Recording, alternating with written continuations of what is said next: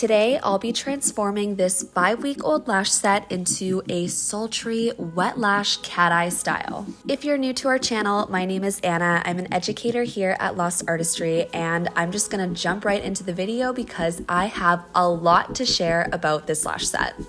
When it comes to transforming one style to another, the first thing you want to do is make sure that both eyes look equally balanced. So here you can see that her left eye is more full than her right eye. So my first mission is to go ahead and start removing some of those lashes on the left side so that it looks similar to the right side. I'm just using the banana peel removal technique, which is where I grip the tip of the natural lash and the tip of the extension and pull them apart. This technique works like a charm. I use it almost every time I remove lash extensions, and it's easy peasy. One thing I teach all of my students when it comes to this technique is to make sure that you isolate the extension first before removing it. The reason why is because you want to make sure that you have a good visual of both the extension and the natural lash. Because if you go in there all willy-nilly and grab a random extension and you think you got the right natural lash, but say you don't, then when you pull that apart, you're going to be pulling on your client's natural lashes, which can of course cause discomfort.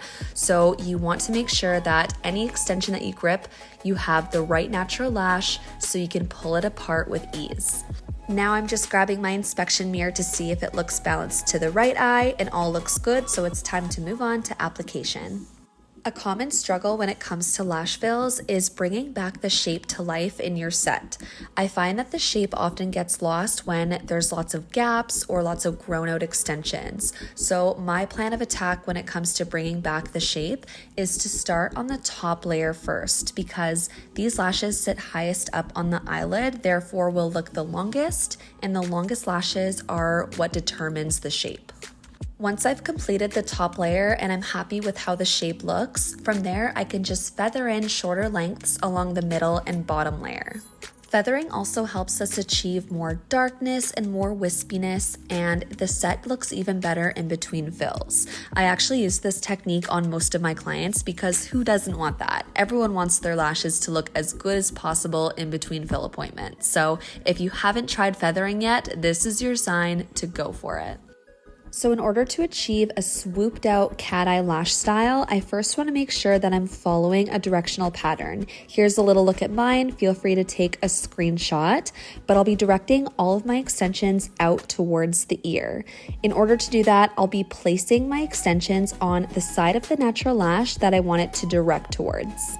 I'm also using a slower cure time glue to give me enough time to use my tweezers to angle the tips of the extensions out towards the ear if my extensions need to be redirected.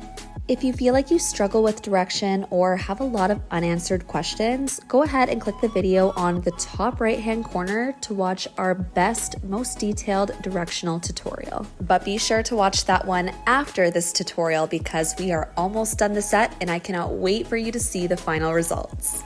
If you've made it this far into the video, go ahead and leave your 2024 New Year's resolutions in the comments below. And while you're down there, make sure that you're subscribed to our channel and give this video a thumbs up if you're enjoying it so far.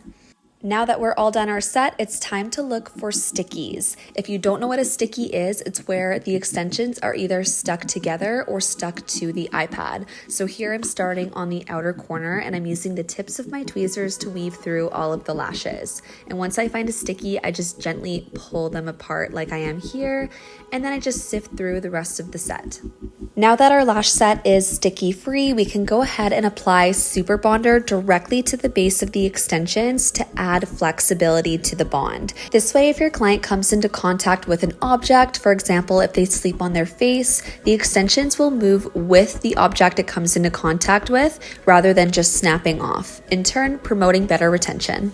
Okay, it's finally time to see the results from this lash set.